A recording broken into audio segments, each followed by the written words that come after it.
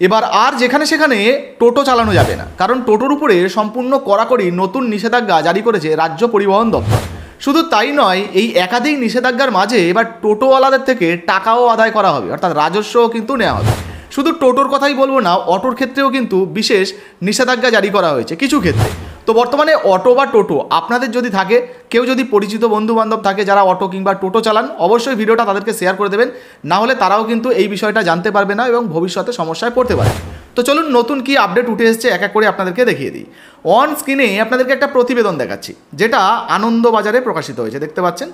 আর একদম নতুন আপডেটই কিন্তু আপনাদেরকে দেখাচ্ছি, সেটারও প্রমাণ দিয়ে দেবো। দেখুন, এখানে বলা হয়েছে পশ্চিমবঙ্গে টোটো চলাচলে নতুন নীতি ঘোষণা করে বিজ্ঞপ্তি জারি পরিবহন দপ্তরের।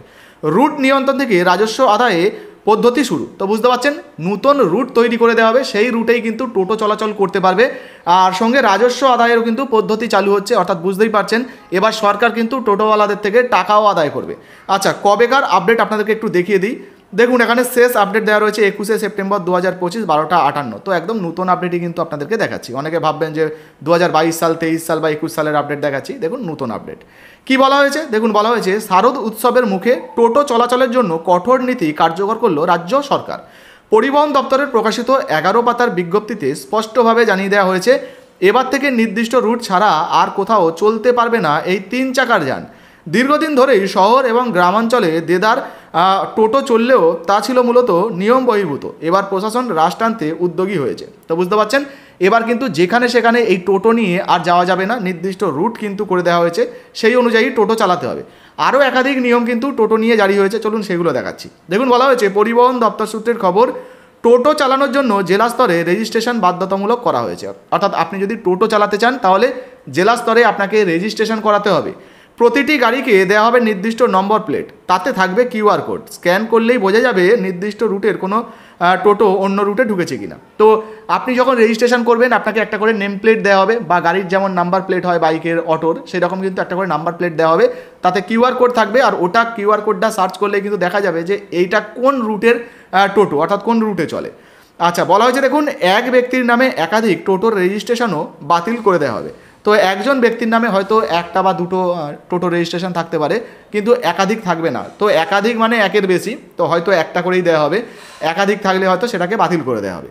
এতদিন পর্যন্ত টোটো থেকে কোনো রাজস্ব আসতো না সরকারের ঘরে। নতুন নির্দেশিকা কার্যকর হলে প্রতি বছর এই যানের জন্য বাৎসরিক বা বার্ষিক কর নেওয়া হবে, ফলে রাজস্ব আয়ও বাড়বে বলে আশা করা হচ্ছে। তো বুঝতে পারছেন, এতদিন পর্যন্ত টোটো থেকে কোনো টাকা নেওয়া হতো না, তবে এবার এই নতুন নিয়ম যদি কার্যকর হয়ে যায় তাহলে টোটোওয়ালাদের থেকে কিন্তু বছরে বছরে টাকা নেওয়া হতে পারে।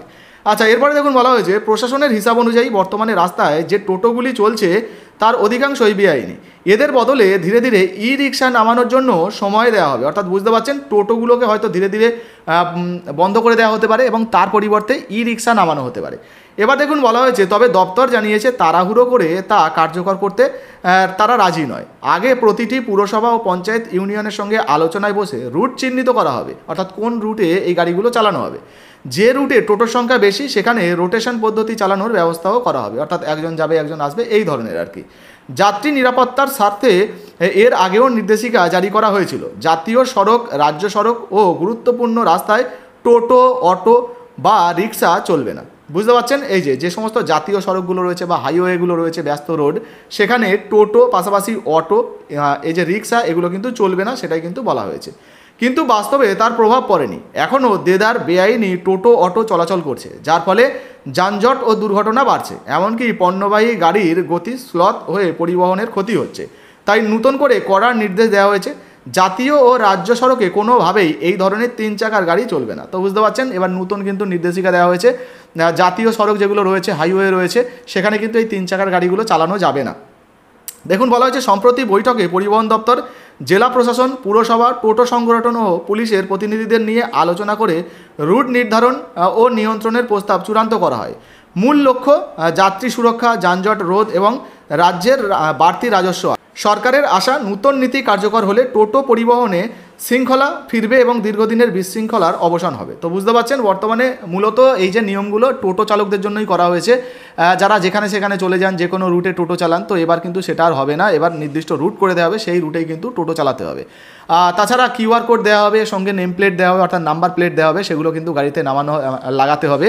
আর সঙ্গে কিন্তু বছরে বছরে একটা নির্দিষ্ট ফিজ হয়তো সরকারের তরফ থেকে নির্ধারণ করে দেওয়া হবে, যেগুলো টোটোওয়ালাদেরকে সরকারকে দিতে হবে। তো এখনও পর্যন্ত নির্দিষ্টভাবে কিন্তু জানানো হয়নি যে কবে থেকে এই নিয়মগুলো চালু হয়ে যাবে বা কবে থেকে এই টাকাগুলো দিতে হবে।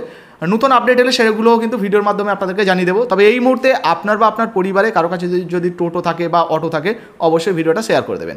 ভিডিও ভালো লাগলে অবশ্যই লাইক দিয়ে শেয়ার করে দেবেন। হ্যাঁ, এখনও পর্যন্ত আপনি যদি আমাদের নতুন যে ফেসবুক পেজটা বানিয়েছি ফলো না করে থাকেন, ডিসক্রিপশন বক্সে লিঙ্ক দিয়ে রেখেছি, অবশ্যই ফলো করে দেবেন।